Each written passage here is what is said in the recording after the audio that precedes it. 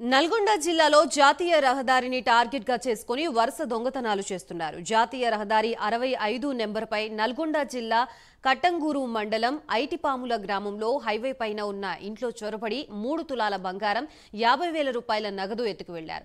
యాత్రలకు శుభకార్యాలకు వెళ్లేవాళ్లు స్థానిక పోలీస్ స్టేషన్లో కంప్లైంట్ ఇచ్చి వెళ్లాలని సాలిగౌరారం సర్కిల్ సీఐ కొండల్ రెడ్డి తెలిపారు. ఈ ఘటనపై కేసు నమోదు చేసి దర్యాప్తు చేసి తగిన చర్యలు తీసుకుంటామని సీఐ అన్నారు.